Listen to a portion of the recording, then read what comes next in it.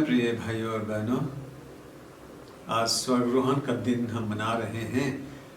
मेरी इच्छा हुई कि स्वर्गरोहण के संबंध में बाइबल के कुछ विशेष बातों को आपके सामने रखूं, ताकि बहुत से भाई बहन जिनको कि ज़्यादा पढ़ने का अवसर नहीं प्राप्त होता है, उनको यह आवश्यक ज्ञान उनको मिल जाए। इस वर्ष का स्वर्गरोहण पर आज मई 21 तारीख 2020 को है। स्वर्गरोहण बोलने का अर्थ तो यही होता है कि स्वर्ग में चढ़ना। हम जानते हैं कि बहुत से ऐसे भाई बहन लोग हैं जो स्वर्ग पर विश्वास नहीं करते। उनका कहना है कि ये सच बात नहीं है। अगर स्वर्ग नरक अगर है भी, वे कहते हैं कि ये पृथ्वी पर है।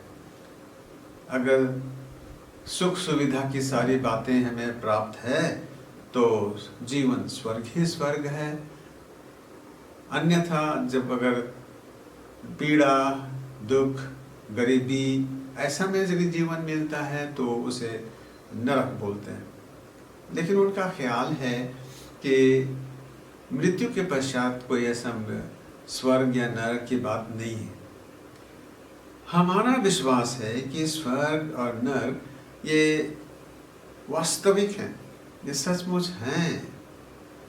अब यहाँ प्रश्न उठता है कि हम ऐसा क्यों सोचते हैं, हम ऐसा क्या, जो हमारा ज्ञान है ये हम कैसे जानते हैं, ये हमारा विश्वास कहाँ से आया। हमारे ज्ञान का आधार क्या है, ये विशेष बात है। ये उसी प्रकार की बात है जैसे आज हम सब लोग दुनिया में विश्वास करते हैं, जानते हैं कि कोरोना वायरस चारों ओर फैला हुआ है और वो चुन चुन कर अपने शिकारों को ले रहा है। हमने कोरोना वायरस को नहीं देखा, हम उसके बारे में जो कुछ जानते हैं तो हमारा ज्ञान का जो आधार है, ज्ञान जहाँ से हमें मिली है, वो न्यूज़पेपर्स हैं, मीडिया है। और इसके द्वारा से जो कुछ हमने सुना, जो कुछ हमें बताया गया, वही हम विश्वास करते हैं, वही हमारा ज्ञान है।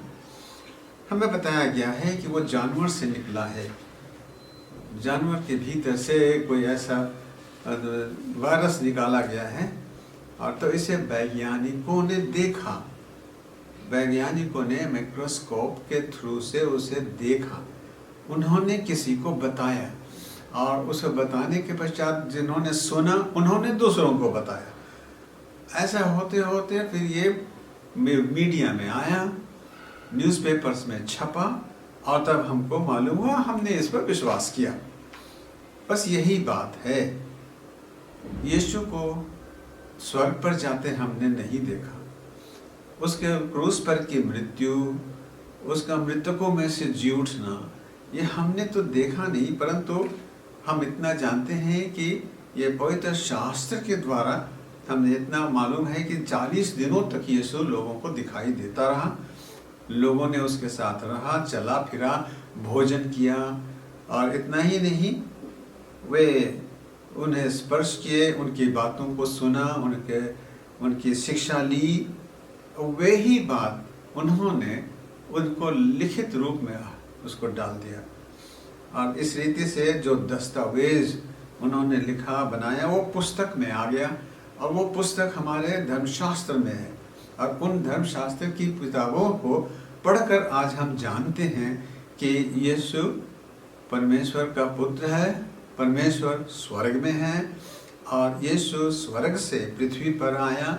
ये सारी बातें हमारे ज्ञान का जो स्रोत है वो पवित्र शास्त्र है।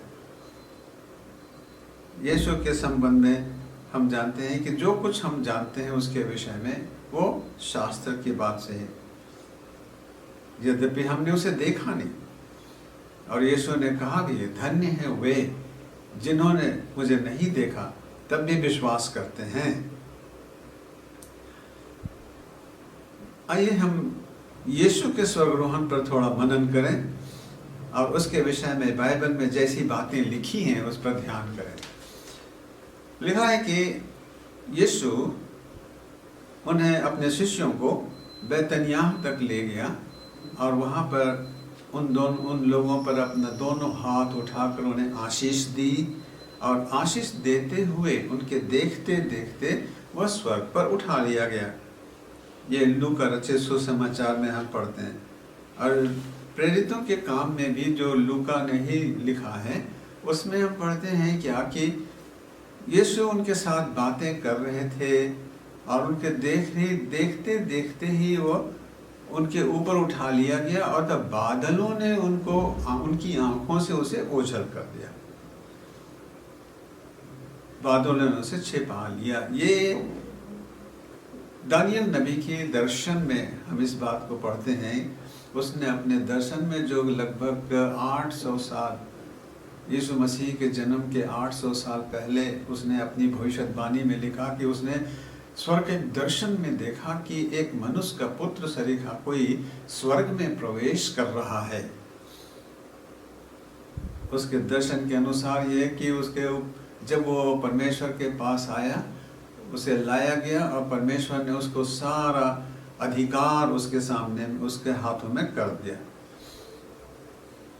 तो ये पुराने नियम में एक स्वर्गरोहण का एक घटना है। हम उसके साथ मिलान करते हुए मेरी इच्छा है कि उसको भी हम यहाँ पर देखें। ये दूसरा राजा की किताब उसके दूसरे अध्याय में हम वो वर्णन पढ़ते हैं। 2 व्यक्ति हैं जो यरदन नदी के तीर पर खड़े हैं। एक का नाम एलिया जो उस समय का महान भविष्यद्वक्ता था और दूसरा एलीशा जो उसका शिष्य और सेवक था। एलिया ने अपनी चादर ऐंठी और तब यरदन नदी के जल पर उसको मारा। नदी का पानी 2 भाग बट गया और वे दोनों शुष्क मार्ग पर, वे सूखे रास्ते पर चलकर पार हुए। एलिया को मालूम था, वो जान रहा था कि आज वह स्वर्ग पर उठा लिया जाएगा और एलीशा से इसलिए उसने कहा कि इससे पहले कि मैं तुझसे अलग हो जाऊं, अलग कर लिया जाऊं, जो कुछ तू चाहे कि मैं तेरे लिए करूं तू मांग ले। एलीशा ने कहा, हे बेटा, तुझ में जो आत्मा है उस आत्मा का 2 भाग मुझे मिल जाए। एलिया ने उससे कहा, एलीशा, तूने जो मांग की है वो बहुत कठिन है, फिर भी यदि तू मेरे जाने के पश्चात मुझे देख सकेगा तो तेरे लिए ऐसा ही होगा, अन्यथा नहीं। वे चलते चलते बातें कर ही रहे थे कि अचानक एक अग्निमय घोड़ों ने उन दोनों को अलग किया और एलिया बवंडर में, बादलों का बवंडर में वो स्वर्ग को चले गए। एलिया उनकी आंखों से ओझल हो गया और एलीशा नीचे में चिल्ला चिल्ला कर रोता रहा कि हे मेरे पिता, हे मेरे पिता बोल। अरे जब वो चिल्ला ही रहा था, एलिया ने एक काम किया। एलिया ने अपने चादर का टुकड़ा किया, चादर फाड़ कर एक टुकड़ा नीचे गिरा दिया। बस एलिया उसी चादर के टुकड़े को लिया, यरदन नदी पहुंचा और नदी के जल पर मारा और नदी 2 भाग हो गया। और इससे वो जान गया और जितने अन्य नबी लोग जो दूर से देख रहे थे वे लोग भी अब जान गए कि एलिया का आत्मा इस पर आ गया, एलिया का सामर्थ्य है इसमें। और इस प्रकार एलीशा एलिया की तरह अपना सेवकाई का काम जारी रखा।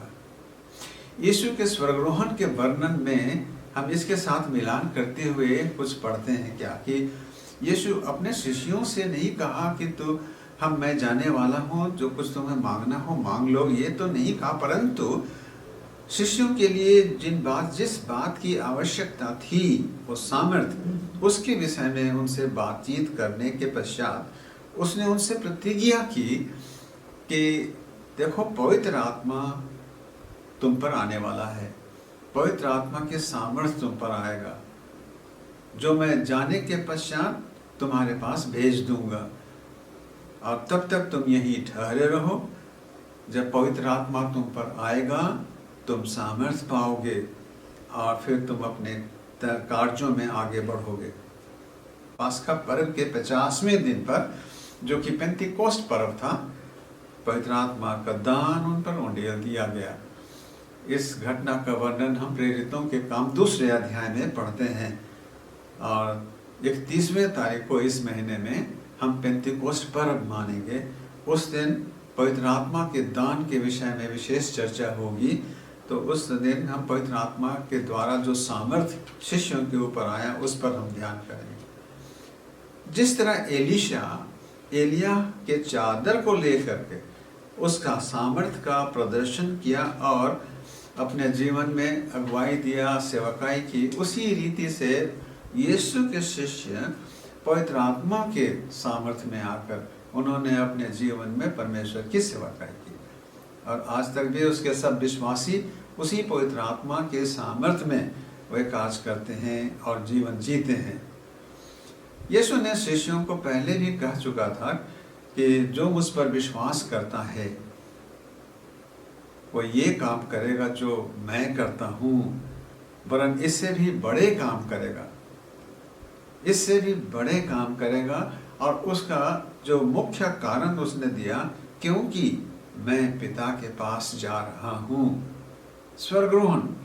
स्वर्गरोहण था वह कारण जिसके द्वारा कि जो कुछ प्रभु का सामर्थ्य जो पवित्र आत्मा के द्वारा उसने दिया, वह जो सामर्थ्य से यीशु अपना जीवन में काम किया, वही सामर्थ्य अपने शिष्यों के ऊपर में उंडेला गया। इस रीति से यीशु मसीह के विषय में, उसके स्वर्ग पर जाने के विषय में जो बातें धर्मशास्त्र में हम पढ़ते हैं, उन्हीं बातों के अनुसार हम विश्वास करते हैं। प्रेरितों के विश्वास वचन में बोलते हैं, यीशु स्वर्ग पर उठा लिया गया और पिता के दाहिने हाथ पर विराजमान है। संत पौलुस पवित्र शास्त्र में लिखते हैं, जब परमेश्वर ने मसीह को मृतकों में से जीवित कर दिया, तब उन्हें स्वर्गीय क्षेत्र में प्रत्येक प्रधानता, अधिकार, सामर्थ्य, प्रभुता और नामित पद से भी बहुत ऊपर परमेश्वर ने अपनी दाहिनी ओर उसे बैठाया। और जैसा एफेसी का 1 उसका 20 और 22 में लिखा है कि उसने सब कुछ उसके पांव तले कर दिया। ये बड़ी बात यही है कि यीशु जैसा शिष्यों को पहले ही बता दिया था कि उसने सब पास आकर उनसे कहा था कि देखो, स्वर्ग और पृथ्वी का समस्त अधिकार मुझे दिया गया है। स्वर्ग पर चढ़ने के द्वारा यीशु मसीह को जो अधिकार, सामर्थ, प्रभुता, राज सब कुछ दिया गया, सब अधिकार उसके पैरों तले कर दिया। उसके संबंध में पुराने नियम से एक घटना है जिसको मैं मिलान करना चाह रहा हूँ। अब वो क्या है? एक व्यक्ति है यूसुफ, हम उसको जानते हैं। 12 भाई थे और यूसुफ सबसे छोटा भाई था, और उसके बड़े भाई उससे चिढ़ते थे क्योंकि छोटा था, इसलिए उसको माता पिता अधिक प्यार करते थे। लेकिन बड़े भाइयों का ईर्ष्या और जलन अधिक था, उन्होंने उसका तिरस्कार किया। उसके बड़े भाइयों ने ईर्ष्यावश उसके बैर रखा। एक दिन जब वो 17 साल का ही लड़का था, उसे अन्य जातियों के हाथ में बेचा। उन्होंने कुछ व्यापारियों के हाथ में अपने भाई को बेच दिया। व्यापारियों ने यूसुफ को मिस्र देश ले गया। मिस्र देश में गुलामों का बाजार लगा था, जिसमें कि गुलाम के रूप में वह बेच दिया गया। वह वहीं जवान हुआ, परंतु परमेश्वर का भय उसमें था। वह परिवार परमेश्वर का भय मानने वाला था, और इस लड़के के ऊपर में परमेश्वर की निगाहें थी, परमेश्वर का दृष्टि उस पर था। और परमेश्वर का भय मानने वाला हमेशा यही सोचता था कि वो परमेश्वर के विरुद्ध कोई काम ना करे, परंतु वहाँ के लोगों ने उस पर झूठा दोष लगाकर बंदी गृह में डलवा दिया। बंदी गृह में कितने वर्ष तक था सो हम नहीं जानते, परंतु हम एक बात जानते हैं कि बंदी गृह के लोग, जो कैदी लोग जब कोई स्वप्न देखते थे तो यूसुफ को बतलाते थे और यूसुफ उनका अर्थ उन्हें बतलाता था। और ये बहुत ताज्जुब करते थे कि जैसा अर्थ वो उनको बताता था वैसा ही उनके जीवन में हुआ। बंदी गृह के सब ऑफिसर लोग भी इस बात को जाने और वो फेमस हो गया। फिर ऐसा हुआ कि मिस्र देश का राजा फिरौन, एक दिन उसने ऐसा स्वप्न देखा जिसका अर्थ बताने वाला कोई ना मिला।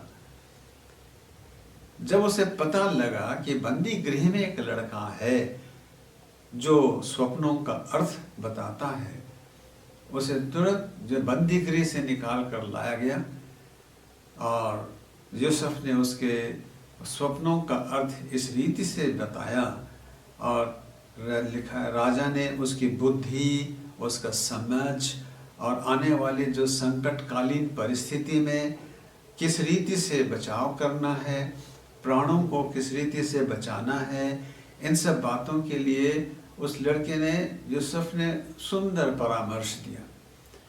उनकी सब बातों को देखकर वह दंग रह गया और राजा ने सब कर्मचारियों से कहा, क्या हम ऐसा व्यक्ति पा सकते हैं जिसमें परमेश्वर का आत्मा है? फिर उसने सब लोगों के सामने ये घोषणा की कि यह मिस्र देश का प्रधानमंत्री, मैं इसे नियुक्त करता हूँ। सारी प्रजा उसके आदेशों का पालन करेंगे। और तब और फिरौन ने एक काम किया, अपने हाथ से अंगूठी निकाला और यूसुफ को दे दिया। अर्थात कि शासन का सारा अधिकार प्रधानमंत्री के रूप में यूसुफ को दे दिया। उसे मलमल वस्त्र पहनाया गया, गले में सोने का हार डाला गया, उसके रथ पर बैठाया गया और लोग उसके सामने घुटना टेके। फिर एक दिन आया जब उसके सब भाई, जो कि अब तक बहुत हो चुके थे, कितने वर्ष हुए, उनके पत्नियां, उनके बच्चे और बहुत बड़ी संख्या में हो गए थे, वे कनान छोड़कर, उन्हें छोड़ना पड़ा क्योंकि उन दिनों अकाल बहुत अधिक था और उसके अकाल के कारण वहाँ वे रह नहीं सकते थे। मिस्र में अनाज था और इसलिए उनको कनान छोड़कर मिस्र में आना पड़ा। अब यहाँ यूसुफ को देखते हैं क्या कि यूसुफ जो कि उन भाइयों में से एक था और आज वो पूरे देश का प्रधानमंत्री है, सबसे ऊंचा पोस्ट पर बैठा है। उसने अपने पिता और अपने भाइयों को राजा के पास ले आकर के कहा, ये मेरे भाई हैं, मेरे पिता हैं। और फिर राजा ने तुरंत कहा, सारा देश तुम्हारा है, तुम्हारे भाइयों को तो सबसे सर्वोत्तम स्थान में वास कराओ। जब हम इस बात को हम देखते हैं तब यीशु के जीवन को थोड़ा सा ध्यान करें। प्रभु यीशु स्वर्ग में चला गया और स्वर्ग में सबसे ऊंचा स्थान पर, परमेश्वर के दाहिने हाथ पर, स्वर्ग और पृथ्वी का सारा अधिकार उसके हाथ में। लेकिन जब हम उसके जीवन को हम याद करते हैं कि उसके भाई बंधुओं ने उसको स्वीकार नहीं किया, उसका तिरस्कार किया, उसको कुछ रुपयों में बेच दिया, उसके दुश्मनों के हाथ में, उसे उन्होंने रोमियों के हाथ में सौंप दिया, ईर्ष्यावश उन्होंने उसको क्रूस पर चढ़वाया और उसके अंत किया। लेकिन परंतु क्या हुआ? अंत में यीशु स्वर्गीय क्षेत्र में सर्वोच्च पद पर आसीन हो गया। सारा स्वर्ग और पृथ्वी का सारा जो कुछ उसमें है, सब कुछ का अधिकारी बन गया। एक दिन जब हम इस पृथ्वी से कूच करके उस लोक में पहुंचेंगे तब वह पिता अपने पिता के पास हमें प्रस्तुत करेंगे और स्वर्ग में हम रहने के लिए स्थान बताएंगे। जैसे 2 कुरिन्थ 5वें अध्याय में पढ़ते हैं कि जब पृथ्वी पर हमारा देह रूपी घर नाश हो जाएगा, गिरा दिया जाएगा, तब स्वर्ग में हमें भवन मिलेगा जो हाथों का बना नहीं परंतु शाश्वत है। यीशु मसीह ने अपने शिष्यों को भी बताया था, तुम्हारा मन व्याकुल नहीं हो, मेरे पिता के घर में बहुत से रहने के स्थान है। देयर आर मैंसन्स, बहुत सुंदर सुंदर भवन है। मैं जाकर तुम्हारे लिए तैयार करूंगा, फिर तुम्हें ले जाऊंगा। तो ये प्रभु यीशु का स्वर्ग में स्वर्गरोहण के कारण जो ऊंचे पद पर आसीन हुआ, उसके प्रभु यीशु जो स्वर्ग और पृथ्वी का अधिकारी बन बैठा, पिता के दाहिने हाथ पर बैठा, हम सोचें कि वो कौन है, वह कौन है। हमारा प्रभु यीशु ने विश्वासियों से कहा था कि मैं तुम्हें दास नहीं कहूँगा, तुम मेरे मित्र हो। उसने अपने सब विश्वासियों के लिए, शिष्यों के लिए मरियम से कहा था कि जाओ मेरे भाइयों से कह दो कि वे गलील आए। इस प्रकार हम याद रखें कि हमारा भाई, हमारा मित्र, हमारा प्रभु स्वर्ग में विराजमान है। हमें किसी बात की चिंता नहीं करनी और हमें निर्भयता के साथ परमेश्वर के सिंहासन के पास हम जा सकते हैं। स्वर्गरोहण से संबंधित बाइबल में और एक घटना है, एक ऐसी बात है जो कि हमको जानना चाहिए, और वह है कि यीशु हमारा महापुरोहित है। उसके पुरोहिताई की सेवकाई जो स्वर्ग में उसको हमारे लिए करता है, उसको भी हमें थोड़ा सा जानने की ज़रूरत है। इब्रानियों की पत्री और उसके 6ठे अध्याय उसके 19-20 में इस प्रकार से लिखा है, प्रभु यीशु का प्रवेश स्वर्गिक मंदिर में पर्दे के उस पार है, जहां यीशु ने हमारे लिए अग्रदूत होकर और मल्कीजेडेक के अनुरूप सदा के लिए महापुरोहित बनकर प्रवेश किया। यीशु मसीह का स्वर्ग में प्रवेश करना, लिखा है कि वह महापुरोहित बनकर प्रवेश किया। महापुरोहित किसे कहते हैं?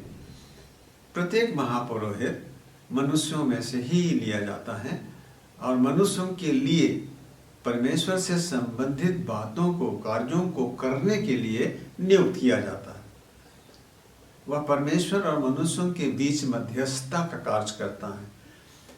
कभी कभी आप भी, हम भी लोगों से कहते हैं कि मेरे लिए प्रार्थना कर दीजिए, हमारे परिवार के लिए अथवा किसी के लिए प्रार्थना के लिए हम निवेदन करते हैं, अर्थात कि परमेश्वर और मनुष्य के बीच में मध्यस्थता के लिए हम किसी को चुनते हैं।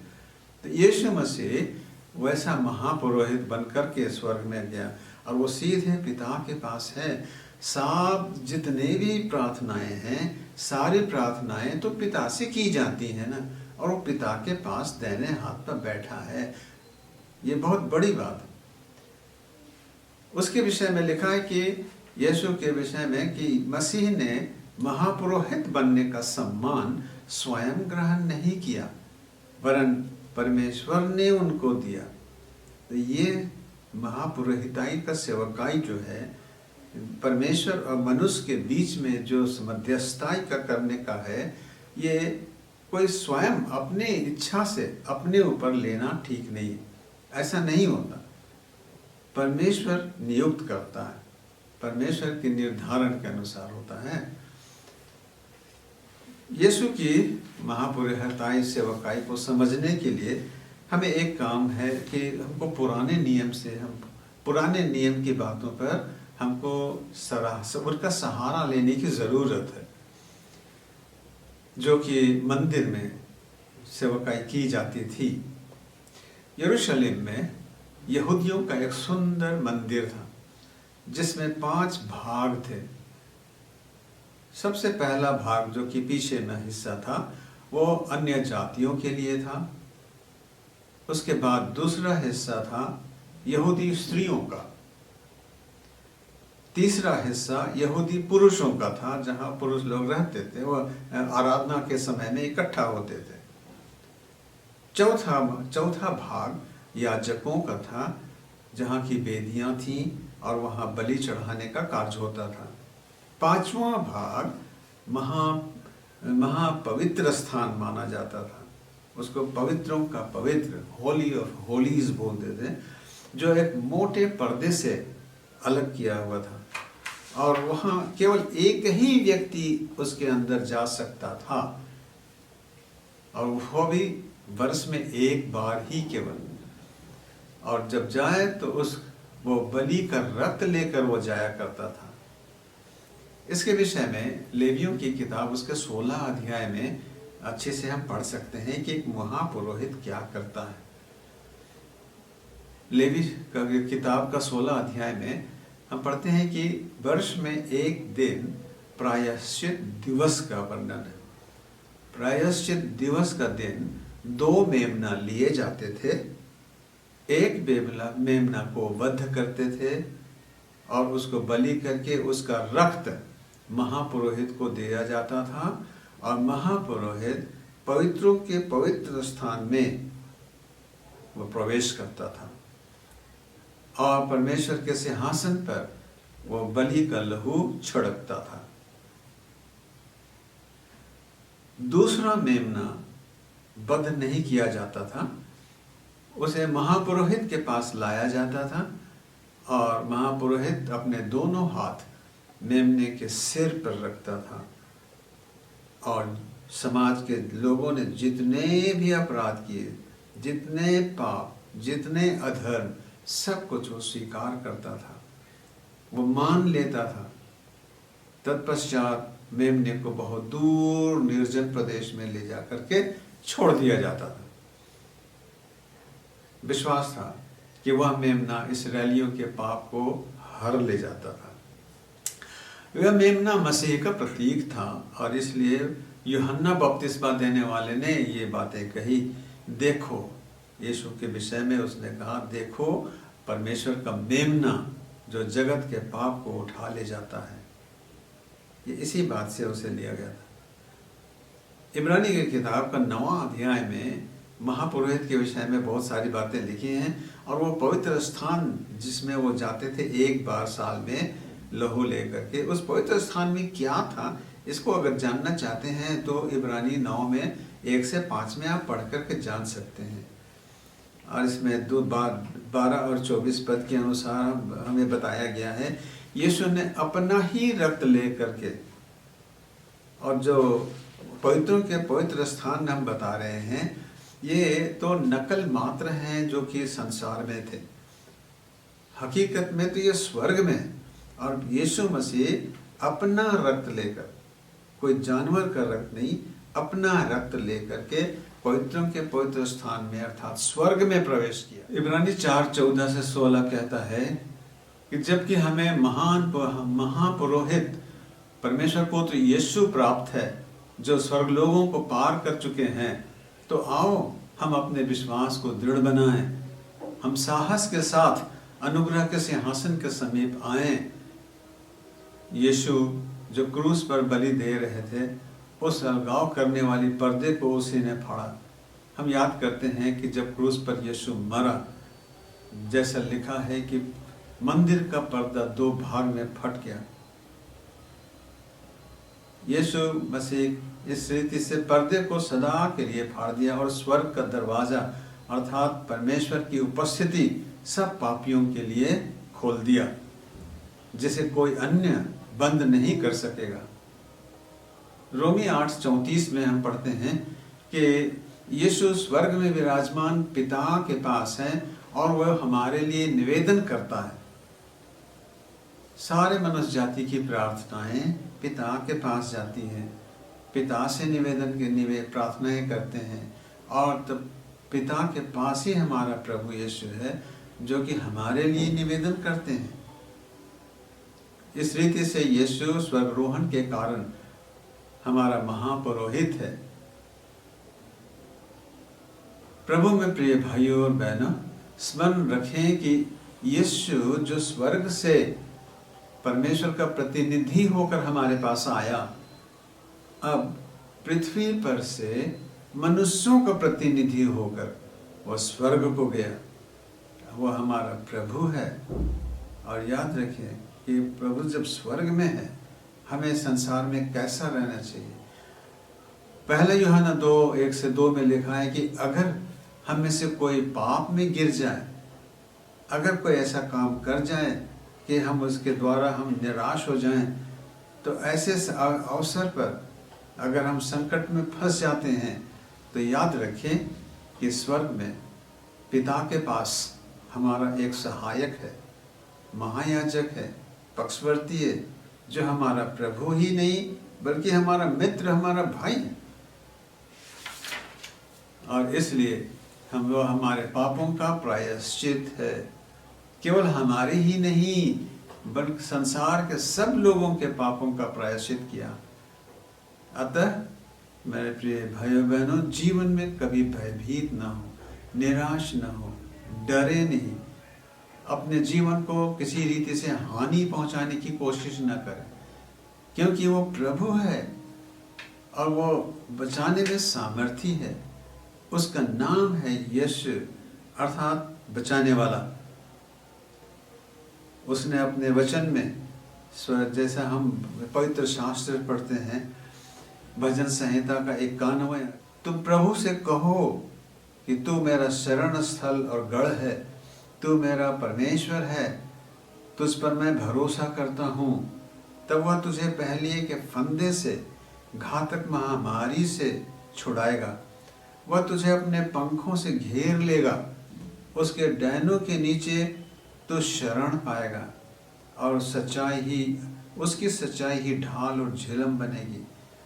रात के आतंक से अथवा दिन के चलने वाले तीर से, अर्थात अंधकार में फैलने वाली महामारी से, या दोपहर में विनाश करने वाले भयंकर रोग से तू भयभीत नहीं होगा। तेरे निकट 1000 लोग तेरी दाहिनी ओर 10,000 भी गिरे, परंतु महामारी तेरे पास नहीं आएगी। तू केवल अपने नेत्रों से दृष्टि करेगा, तू दुर्जन के प्रतिफल को देखेगा। तूने जो प्रभु को अपना शरण स्थान मान लिया और सर्वोच्च प्रभु अब तेरा धाम बन गया, इसलिए अब बुराई तेरे पास नहीं पहुंचेगी, विपत्ति तेरे घर के निकट नहीं आ पाएगी। प्रभु कहता है कि वह मुझसे प्रेम करता है, अतः मैं उसको छुड़ाऊंगा। वह मेरे नाम को जानता है, इसलिए मैं उसकी रक्षा करूंगा। ये सारी बातें हमें न्यूज़पेपर्स में या मीडिया में तो नहीं पाएंगे, नहीं मिलेगी, परंतु ये सारी बातें हमें पवित्र शास्त्र में मिलती हैं। जिस रीति से हम न्यूज़पेपर्स आदि पढ़ करके उन बातों पर हम झट से विश्वास कर लेते हैं, हम मसीही भाइयों के लिए आवश्यक है कि हम परमेश्वर के वचन से जो कुछ पढ़ते हैं उन बातों को भी उसी रीति से झट से पकड़ लें और उस पर पूरी रीति से विश्वास करें, और जैसा परमेश्वर का वचन कहता है हम वैसा ही करें। जैसा हम इन दिनों में हम कोरोना वायरस के विषय में करते हैं, जो कुछ हमें कहा जाता है हम सब का पालन करते हैं। इसी रीति से प्रभु कहता है कि देखो, जो कुछ मैं कहता हूं उनका भी पालन करो तो तुम जियोगे। परमेश्वर को धन्यवाद हो कि उसने हमारे लिए ऐसे सुवचन लिख दिए हैं। तो सुसमाचार के द्वारा परमेश्वर हमारी सहायता करे। प्रभु आप सब सुनने वालों को आशीष देवे।